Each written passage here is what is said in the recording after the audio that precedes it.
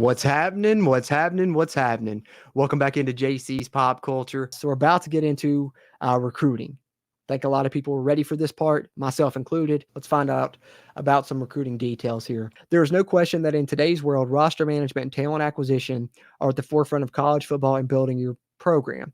Players can now transfer whenever they want, and they have expectations for you and your program. Some are looking to play early, others want to win championships and play in big time games. And stars want to grow their brand beyond the field, which we know brand in this game is kind of representative of NIL. Aligning what you and your program can do for them has never been more important. We began our design process by talking with current and former coaches, players, and recruiting experts. What is recruiting and roster management like in the current era? How have player motivations changed? What causes the player to transfer? What differentiates a big time program from a smaller school with how they operate on the trail? At the same time, they spend a ton of time doing quantitative research. We wanted to know anything and everything about recruiting and program management. Has ranged from how many 5, 4, and 3-star prospects there are every year to what makes a California quarterback different from a Florida quarterback. We focused heavily on the different geographic regions and what they are known for, as well as researching the recruiting journeys of hundreds of prospects. Why did they ultimately sign with the school they did? What did the schools in their top 5 and top 3 have in common with each other? Why did they visit some schools but not others? What role did the head coach and coordinators play in that process? Lastly, we spent time talking with our community on what they expected from recruiting and program management. Players liked the recruiting in older games because it had depth, but it was also tedious at times. On the contrary, the latest iteration, which we're talking about now, the recruiting in 14, was fast, but they felt it was too shallow and cold. So that's why they're not going back to the point system from 14. A lot of people didn't think it was in depth enough, thought it was a little bit too simple. So they tried to find a nice medium, something that's not too overpowering in depth like some of the older systems was, but kind of find that balance between 14 and some of the previous games. You never actually felt like you were establishing a relationship with the prospect in 14. We wanted to find a way to blend the two so the recruiting felt meaningful and allowed you to build a connection with recruits through discovery while also being conscious of your time each week. Ultimately landed on 4 core goals for building your program. Humanize recruits by giving them unique needs and motivations that the player has to discover by interacting with the recruit. Differentiate regions of the country by player caliber, quality, and type to authentically capture high school talent based on historical, real-world data. Represent the different resources available to schools, ensuring the top schools can blanket the country, while smaller schools will need to target, kind of their pipeline areas. Make the transfer portal feel authentically unpredictable. Welcome to staged recruiting. In College Football 25, we're introducing a staged recruiting experience built around 3 distinct phases: discovery, pitch, and close. So that's cool. So, when you're first initially starting out, early weeks of the recruiting process, you're discovering, learning about these recruits, who matches well with you. Then you're pitching them. And then after you've pitched them and you've got them kind of into their top schools, then you're trying to close the deal. Just like the real world, every recruit will be in a different stage of the process. Where they are in the process will dictate how you interact with them and the level of engagement they require. Recruiting begins with discovery. In this initial stage, you're finding prospects to target, what their skills are, and what they care about most. This stage is all about uncovering information about the recruit as quickly as possible. The sooner you can discover how well they align with your program, the better, as time is of the essence. Once a recruit announces their top 5, so once a recruit's in that top 5 stage is when it's pitch time. During the pitch phase, you're selling the recruit on your program and what you offer. How well your school aligns with their motivations will determine how successful you are with those pitches. And then the final stage is the closing stage. This is when you bring the recruit in for an official visit and attempt to leave a lasting impression about your program. If the school's visit goes well, you'll make huge gains with the recruit and possibly secure a verbal commitment following the visit. Ultimately, the recruit will make their final decision on National Signing Day. That's awesome detail. I don't remember having that before. I know it wasn't in 14.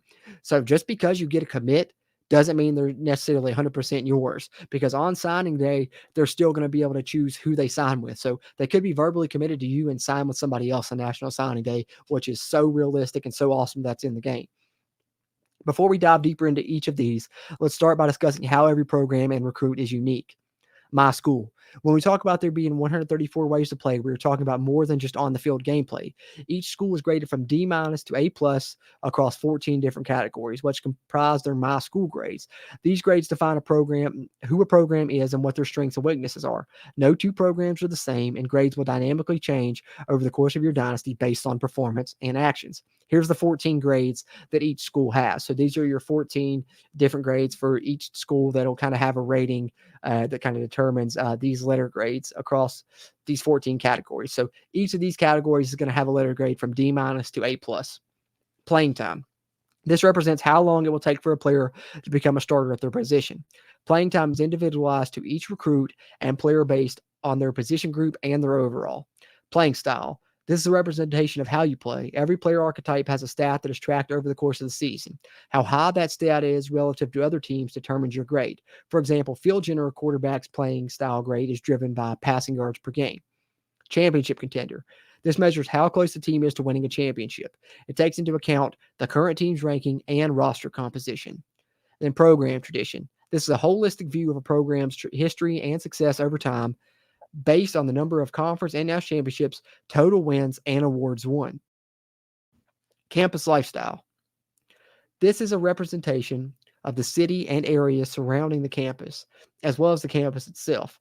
This grade cannot be changed or impacted. So, campus lifestyle is one grade that's set in stone. Stadium atmosphere. This is driven by the stadium's toughest place to play ranking, which is determined by a team's historical performance in home games. So that's going to change as well throughout dynasty modes as teams win more home games. We know the toughest places to play. You'll probably be able to access that in the dynasty mode to see what those rankings are when you're underneath like the stats tabs, I'm guessing. Pro potential. This is a projection of how likely it is that players on the current roster will play on Sundays. Brand exposure. This grades a team's overall brand recognition, the potential NIL opportunities a player could get at the school, and how often the school plays in primetime games. So brand exposure, like I said, that's their fill-in for NIL in this game is brand exposure in dynasty mode. Academic prestige. This ranks all universities based on real-world academic rankings. Another grade that's set in stone. So two grades that won't change that we see right here are campus lifestyle and academic prestige. Conference prestige. This represents the overall strength of a conference based on each conference member's team prestige. Coach prestige is a reflection of the school's coaching staff. The head coach carries the most weight here, but coordinators are taken into account. Coach stability. This measures how long the coaching staff has been in place and how likely they are to remain there for the next 4 years. Athletic facilities. This grade measures the quality of athletic facilities for the program. Waterfalls and barbershops are a plus here. Proximity to home. The grade is unique to each recruit and is based on where the school is in relation to the recruit's home pipeline. The fact that athletic facilities doesn't say it's set in stone makes me wonder if we're going to be able to make upgrades to those in Dynasty. That would be sweet. Each grade has a unique set of grading criteria. For example, playing time is graded on a per-player basis. The player's overall or projected overall, if they're a recruit, is compared to the team's roster to project how many years it will take for them to become a starter. Actions you take on the recruiting trail will impact the playing time grade of both recruits and players on your current roster. Even if a player is a starter today, signing new players in recruiting may negatively impact their playing time grade and cause them to enter the transfer portal. On the other hand, championship contender uses a combination of top 25 poll ranking, team prestige, and an assessment of your roster quality with Bud Elliott's blue chip ratio. Oh, Bud Elliott is featured on the game, which looks at the percentage of your roster that is made up of 4 and 5-star players. Interesting. Finally, there's brand exposure, which is a reflection of your school's brand and the potential NIL opportunities a player could earn at your school. While you won't see players having a mustard named after them in College Football 25, recruits and transfers alike will assess their NIL earning potential and branding opportunities when considering where to go. Most grades update dynamically throughout the season, while some only update at the end of every season. It's important to keep tabs on your grades throughout the season, how you're trending, because a slide in your grades could trigger decommitments from verbally committed recruits. So really, depending on how you're performing in certain areas that are important to recruits, could cause them to change their commitment. They may be verbally committed, and then they're going to decommit. Or a sudden transfer portal exodus at the end of the season. Your grades also play a pivotal role in recruiting and will determine how well your pitches land with a recruit. You can see all of your grades and detailed information about them in the My School screen, which can be accessed from the Recruiting Hub. This screen allows you to assess your school's current strengths and weaknesses, as well as how you can improve each grade to become a stronger program. Highlighting a grade will show you the steps you can take to improve it, where you are currently ranked amongst other teams, as well as the players are at risk of transferring because they have a deal breaker attached to that grade. More on deal breakers and why a player would decide to leave is coming up. So here's a couple screenshots. This is the My School tab they're talking about. So when you're into the recruiting menu, you'll have these different tabs. You can look at your recruiting board, the prospect list, transfer portal, top classes, and then of course your My School, where you can look at all your different grades in these areas. You see Stanford, obviously A+ academic prestige. Like I said, this prestige, that's one of the things that won't change. So whatever that's set at, that's what it's going to be. And then here we have a look at another one of theirs, which is championship contender. That one can change. Theirs is currently C- because the Blood Elliott's blue chip ratio is very high. The current media poll rank is very high as well. And it shows players at risk of transferring because their championship contender grade is a C-. So, this left guard here is a bit of a risk of transferring because championship contender is probably something that's important to him, and he wants a school that has probably a little bit higher rating there. Each week, the game will surface this information to you in a weekly summary, allowing you to quickly see the health of your program and any changes. The My School report will show you grades that were positively or negatively impacted by your actions in the last week, as well as any grades that have players who are at risk of transferring if it gets too low. So that kind of goes into what I was talking about there with the risk of transferring and how it's related to, the pitch there. Collectively, your My School grades from your team prestige, which can be thought of as your My School GPA. Team prestige grades teams from 0 to 5 stars. So that's back the tiers, 0 to 5 stars in star increments based on their current My School grades. Very few programs will achieve elite 5-star status, and even fewer will be able to maintain it for a prolonged period of time. So if you reach it, it's going to be hard to stay there. Ultimately, team prestige plays a pivotal role in recruiting and the caliber of players who want to play for your program. Recruits and where they come from.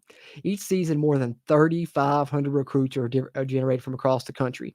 Just like the real world, every class is different. Some years have a plethora of great quarterback talent, while others have fewer great prospects. Similarly, the quantity and quality of prospects from each region of the country will vary. Certain regions will be more consistent in the caliber, quality, and type of recruits than they produce than others. So, for example, Florida is probably going to have some really high rated recruits, whereas, West Virginia, where I'm at, doesn't offer a ton of high rated recruits. You're lucky if you get, a 4-star recruit in every class, or a couple of those. For example, Southern California is known for producing great quarterback talent, while East Texas consistently produces some of the best wide receivers in the country. However, we didn't stop there. So they actually evaluated this on a real world basis, which is pretty awesome. They looked at regions and says, okay, what is this region? How many of, quarterbacks have they produced? Well, this school produces a ton of good quarterbacks. So that's the examples they give. East Texas has produced a ton of good receivers. So East Texas in this game is probably going to have some of the best receivers in your recruiting classes. However, we didn't stop there. Wanted to go deeper to ensure that we were capturing the authenticity of high school talent. Yes, East Texas is known for producing great receivers, but more specifically, they're known for how big and physical their receivers are. So it's not going to be a lot of 5'10", 160-pound receivers coming out of East Texas. You're going to have 6'4", 220-pound receivers probably. As a result, you're going to see bigger and more physical receivers coming out of East Texas, whereas South Florida is going to produce some of those diminutive guys that are quick twitch, fast guys. What a recruit cares about. There are 14 different motivations a recruit can care about, all of which map one-to-one with the My School grades described above. Which motivations they care about are influenced by their star rating. A 5-star prospect is going to care more about getting to the next level, winning championships, and growing their brand with NIL opportunities than a 2-star will. By contrast, a 2-star is going to care about being close to home, the coach stability, and academics. Every recruit will have 3 motivations that they care about. These 3 motivations form what they're called their ideal pitch. During the discovery stage, your job as a recruiter to find their ideal pitch as fast as possible to determine whether they align with your program. So basically, in that first stage, that discovery stage, you're trying to uncover what 3 motivations are most important to this recruit, and how does my program match up with that to know if I want to move on and get up to that pitch stage with them. If a recruit doesn't align with your program, you're going to have an uphill battle to sign them. there's a chance that one of the ideal pitch motivations is a deal breaker. Deal breakers represent a motivation that a recruit is extremely passionate about and will not budge on. If you're not satisfied their deal breaker, they will not talk with you. Additionally, a deal breaker stays with the player forever. So once they're on your roster, they will have the same deal breaker they had when you recruited them to your school. You can think of this like your promise to them. If you fail to uphold your side of the deal, there's a chance they decide to enter the transfer portal at the end of the season. And then here we are talking a little bit about pipelines now. When we analyze historical recruiting data, it was clear that even in today's day and age, recruiting is still highly regionalized.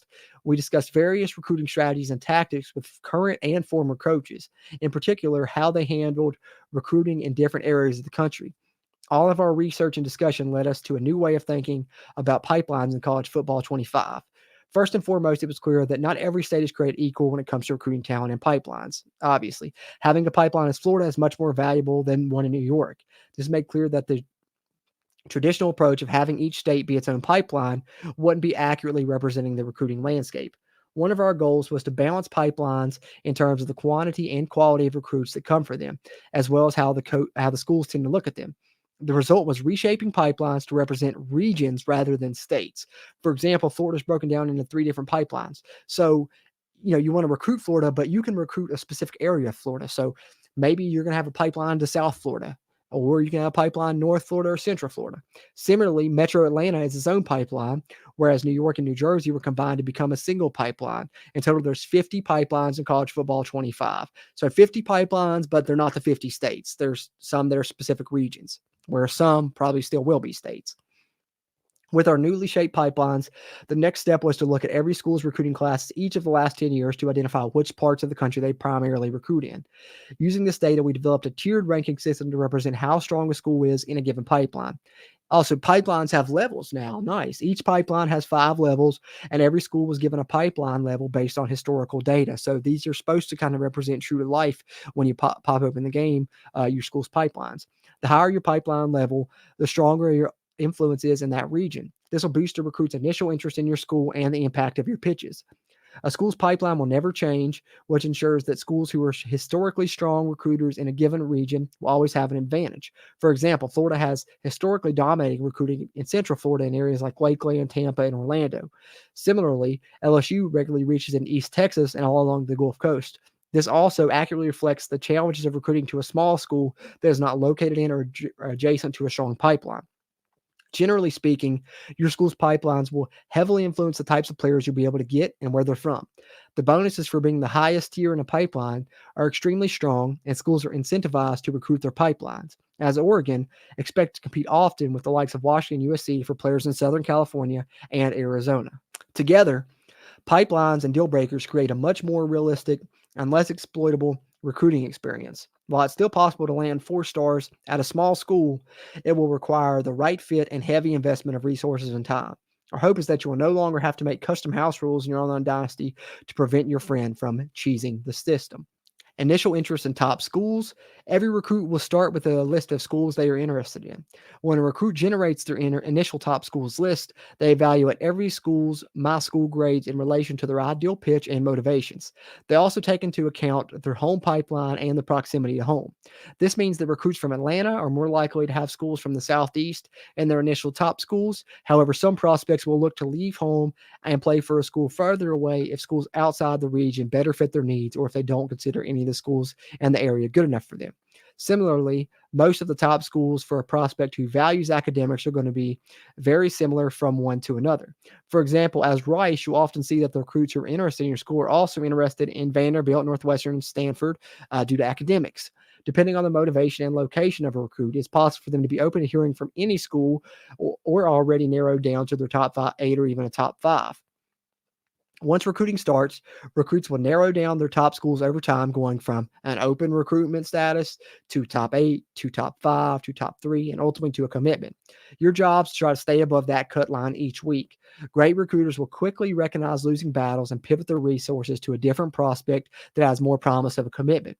After advancing the week, you'll be shown a recruiting summary of any changes in recruiting statuses so you can quickly identify where you need to spend your time that week. I like that. So when you go here on your weekly advanced summary, we saw earlier in the weekly advanced summary, they were highlighting the Coach XP goals. And we talked about the updates to my school. But you also have another tab here that is recruiting update. So you can look at these targets. So this is, the top 11 targets on their board. Alex committed. Robbie's down to his top 3. Alex is down to his top 3. This guy's down to his top 5. This guy's down to his top 8. These guys committed elsewhere. So you get updates. So you can, maybe someone got down to his top 5 and you're not in it. So you can move him off your board. These guys you can move off your board. All that stuff. So you'll be able to know. Now we're getting into details on each one of these stages, starting with the discovery stage. Of course, the first stage of recruiting is discovery, where your goal is to learn information about the prospect as quickly as possible. The faster you can learn information about the prospect, the sooner you can decide whether or not to pursue them. Discovering intel and information about the recruit is also pivotal in how you craft your pitch and how you sell your school to that recruit. Uncovering that information before your competition gives you a big time advantage. And then prospect identification. Discovery starts with prospect identification. You find prospects to recruit from the prospect list. The prospect list defaults to the recommended filter, which identifies recruits who would be a good fit for you. So that's pretty cool. They have it already recommended tab of guys that they're kind of encouraging you to go after because they match well with your my school pitches and stuff. The recommended filter uses the same logic as the AI when identifying players to recruit. It takes into account your team position needs, what pipeline a recruit's from, a recruit's initial interest in your school, and their star ranking. You can quickly filter the prospect list by using L2 or LT or R2 or RT, which allows you to filter by top prospects, star rating, and state. If you'd like to be more control in your search, you can use the advanced search by pressing triangle or Y from the prospects list. Advanced search allows you to look for prospects that match a certain set of criteria. The criteria you can use to research for recruits is you can search by position, by player archetype, by state, by minimum star rating, by height, weight, by handedness for quarterbacks if you want a left or a righter, and by interest in your school. When viewing a recruit in the prospects list, you'll be able to see bio information about the recruit as well as key recruiting information like whether or not they have a deal breaker, if they satisfy a team need, how interested they are in your school, the recruiting stage, and how many scholarship offers they have. Once you find a recruit you're interested in, you can add them to your board by pressing X or A. Similar to the last game, keep in mind you can only have 35 prospects on your board at any given time. So, you got to be selective. You can't add 100 guys to your board. You guys previously in the previous game know that. But I think that's more. Couldn't you only have 25 on your board previously? I can't remember right off. But either way, you can have 35 this year. Looks like here Michigan has 1,000 hours to give out each week. I'm guessing that is dependent on probably, the coach abilities. If you're recruiting specialist and you have certain abilities, you're probably going to have more hours. Because I think in the initial screenshot they released, I believe UCF had 500. Team needs. When setting up your board, it's important to understand your current roster's strength and weaknesses. How many players are graduating next season? How many returning starters do you have?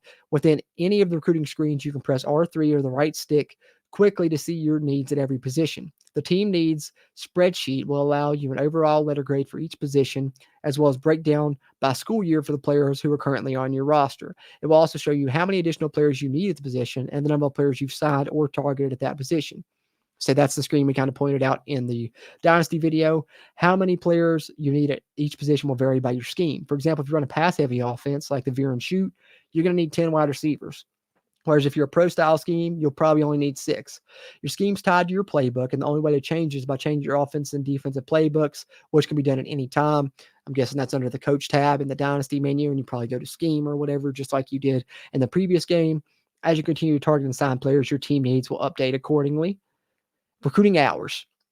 So this is what we're talking about with how many hours they have to spend. I just mentioned, the Michigan having 1,000. I think the UCF screenshot, they had 500.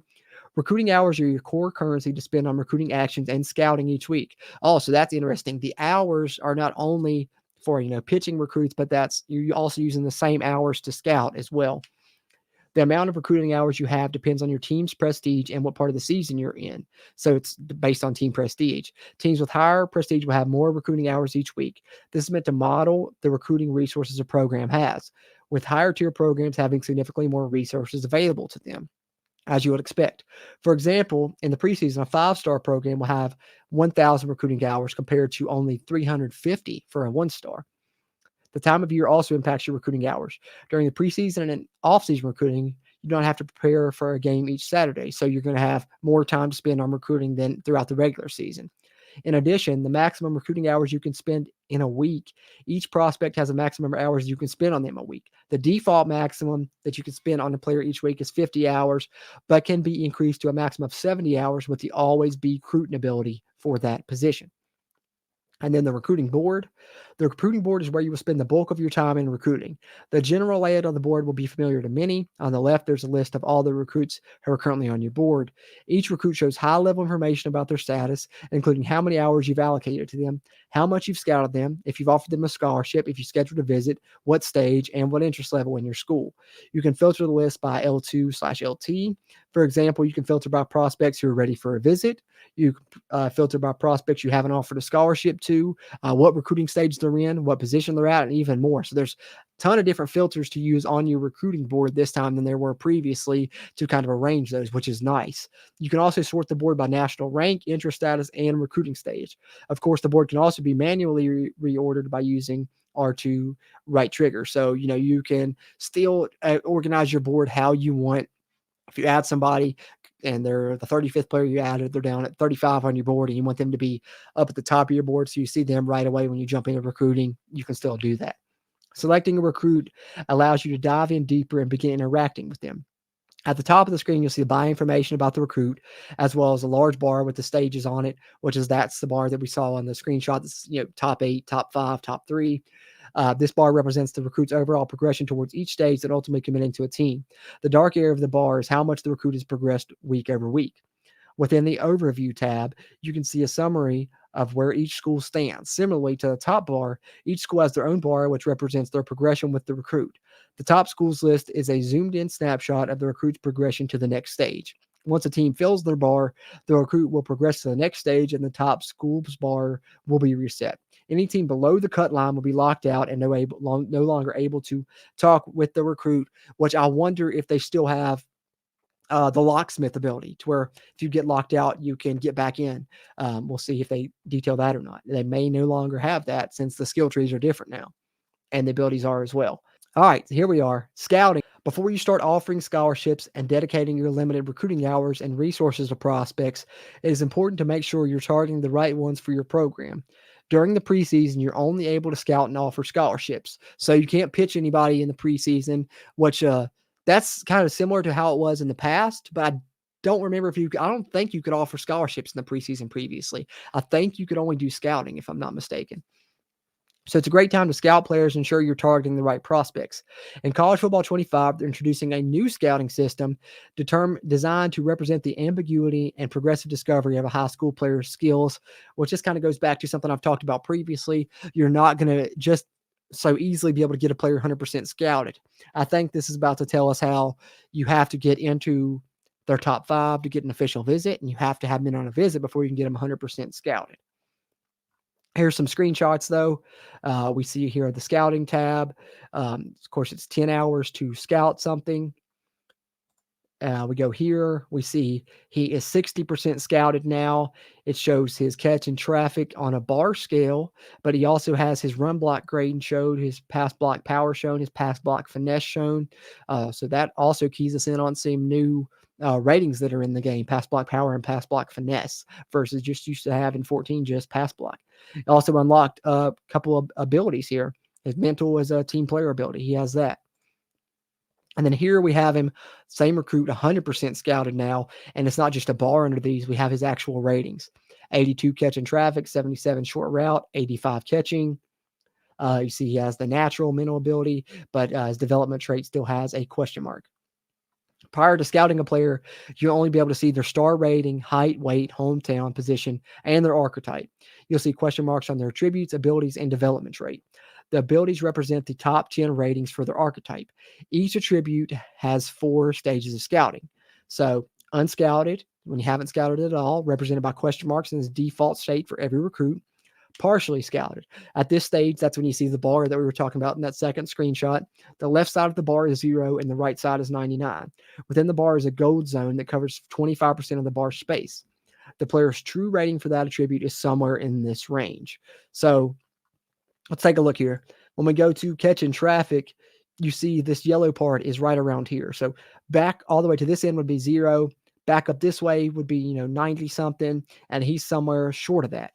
And so we're guessing it's going to probably be somewhere 80 to 90, right? And then once it's unveiled, it definitely is. It's 82. And we can do the same here on this here. Like acceleration and agility are nearly maxed out, the yellow part there. And when you look at his acceleration and agility, 84, 88. So I'm guessing around the highest a recruit will be in any of these is probably close to 90, considering that acceleration and agility are pretty much right here at the top, as pretty close as you can be, and they're 84 and 88. So I'm guessing around 90 is where a recruit will max out in any of these areas.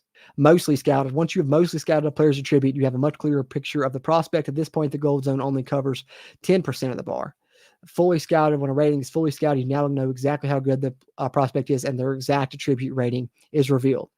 Each time you scout a prospect, you reveal a limited amount of information about them. Sometimes scouting a player will fully scout an attribute, while other attributes may be only partially scouted. Additionally, each scouting action will also reveal physical and mental abilities. While attributes and abilities are able to be scouted, a player's development trait is not. So you're not going to be able to reveal the development trait in scouting. When we talk to the coaches about identifying a player's development trait, the overwhelming said it's an intangible factor that is difficult to identify without a distinct intuition and direct in-person contact with the recruit. As a result of our discussions, the primary time you unlock a prospect's development trait is on signing day. So that's pretty cool to know. Development trait's going to remain a mystery until you sign them. However, if you own the mind reader ability, there's a chance you will learn the development trait when you spend time with them during their official visit. So there is an ability that counteracts that. It's the mind reader ability that you may be able to see the development trait when you have them on an official visit. The coaches we talked to with also described how the level of ambiguity and uncertainty around a player's skill set is higher for lower star rated players. This is because of how much visibility the top prospects get from social media scouts and high profile camps. Conversely, lower star rated recruits generally have less visibility, which leads to a greater level of uncertainty and unknowing what their true skill is. This creates an opportunity to find a diamond in the rough. So they're bringing out, looks like the gems, diamonds in the rough, whatever you're going to call it. We've modeled this uncertainty and unknown with our gem/bust system. Awesome that that's coming back. When scouting a player, there's a chance you identify that their true skill is actually better or worse than their star rating indicates. For example, a 4-star bust is really a 3-star quality prospect, while a 4-star gem pretty much has a skill level of a 5-star. Of course, even if a player is a bust, doesn't necessarily mean they are a bad player. A 5-star bust still going to be pretty darn good.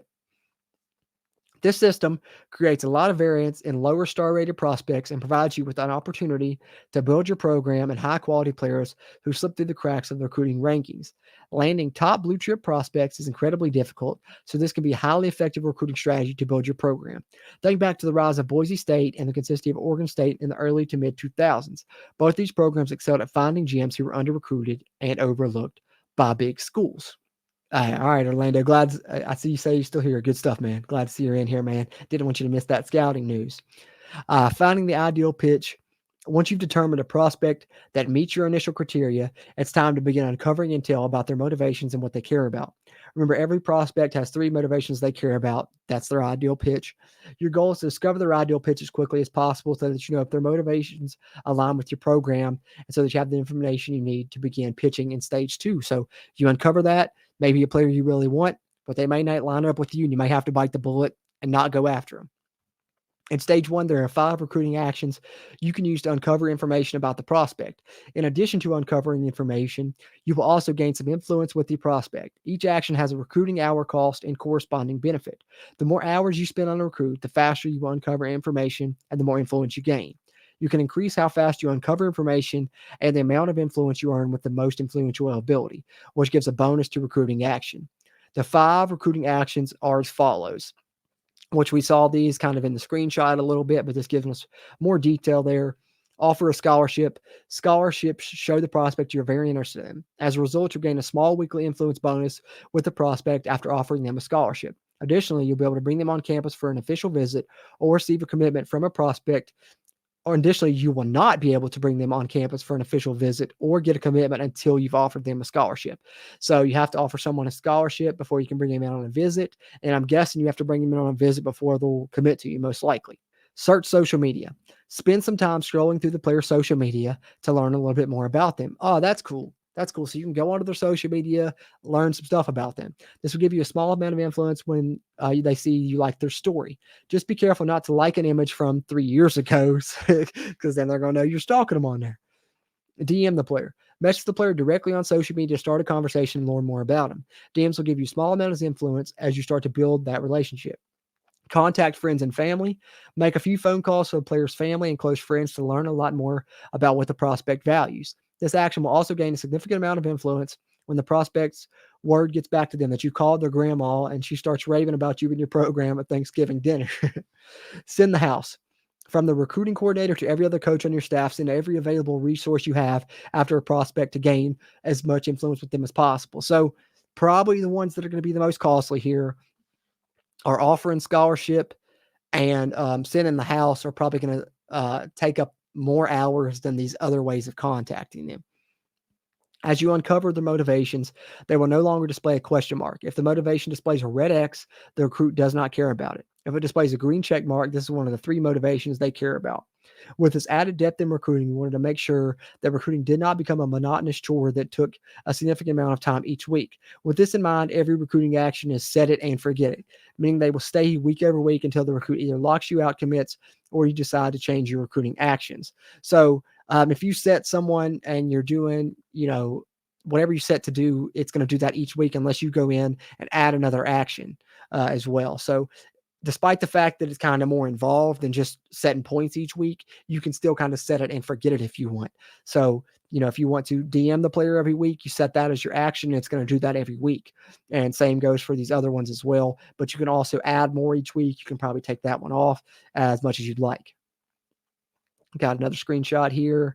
And then here's a screenshot where you hit add action. You come over here and you can do one of these, some of which are locked at the bottom here.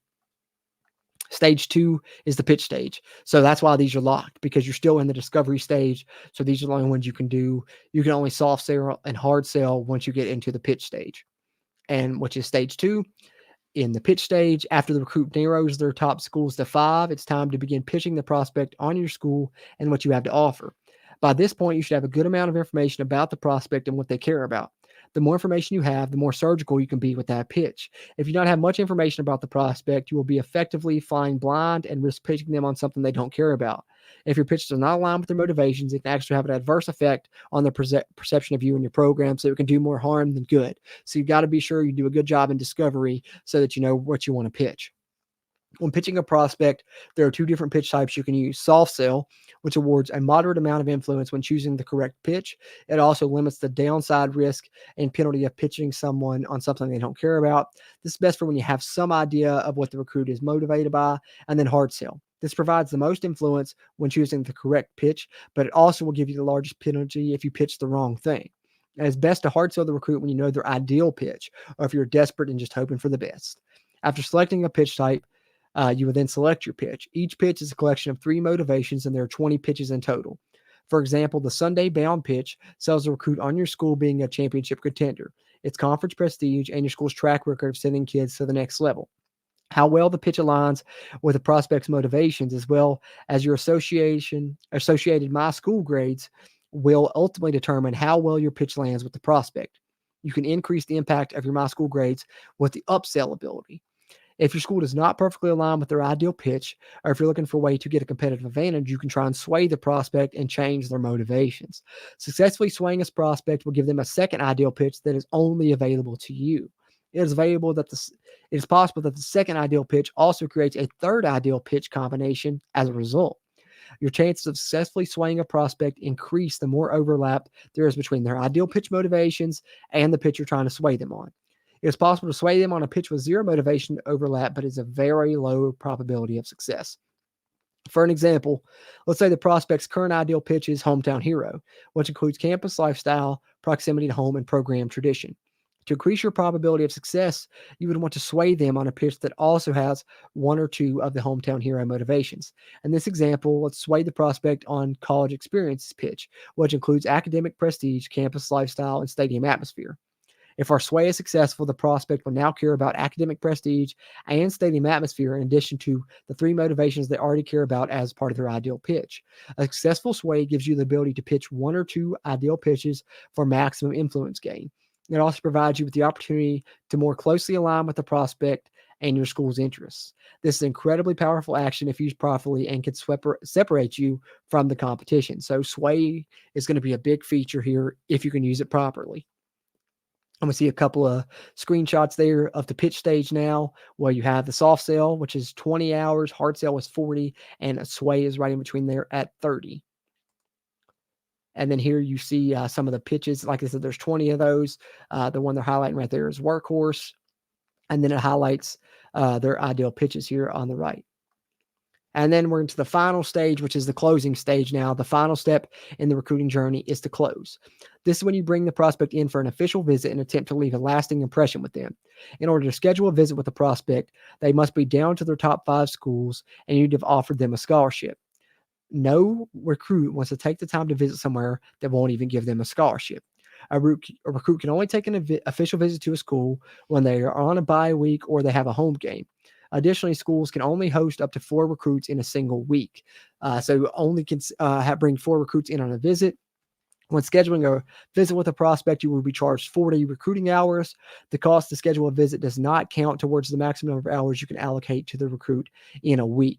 So the visit hours doesn't count to the hours you can give each individual prospect. It just takes away from your recruiting hours as a whole that week. This allows you to continue your normal recruiting with the prospect in the same week as you schedule a visit. A visit's broken down into 2 main parts: scheduling and activity. Timing is everything when it comes to scheduling a visit. Waiting to bring the recruit in for a big-time rivalry game late in the season could have upside, but you're also risking the chance the prospect commits somewhere else before they get a chance to visit your school.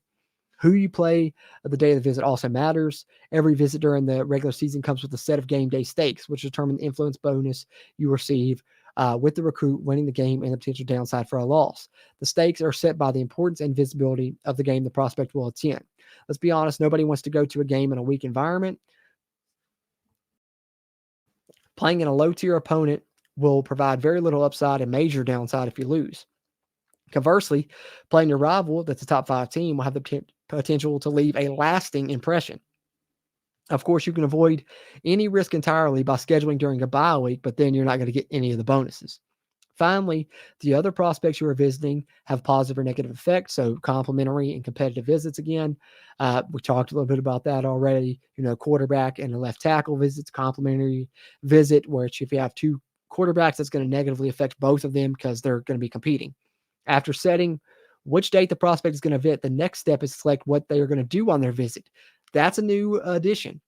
This was not something we could do before, so they've taken these visits even further. You still have the same stuff as previous, where you can, set what game you want them to visit, and you can of course have your complimentary and competitive visits. But this is new.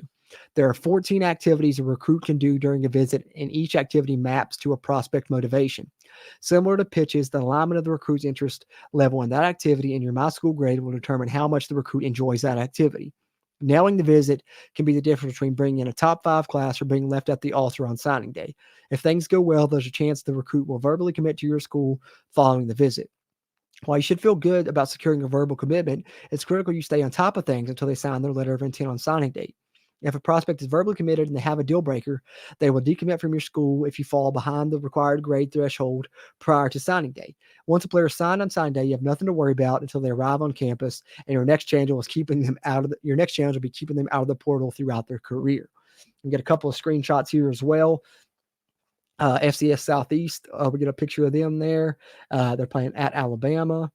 Does that not kind of look like the UGF logo that Not the Expert used on his team builder team in the past? Kind of looks like a nod to it for the FCS Southeast. Kind of looks like the Pandas a little bit. But here you see schedule visit is 40, and you see the active actions, starter, TV time is there for the visit. We go here to the next screenshot where you see the visit at Auburn is in week 14. And then here are the 14 different activities. We don't know all of them, but we see this one says attend a position meeting is one of the activities that they can do there. And then there's what happens when you get a commitment there. Get a nice little graphic that looks pretty cool there for that. Having said that, guys, until there's more info on this game, I'll be back to talk about it then. But Appreciate you guys tuning into this one, and I will catch you on the next one.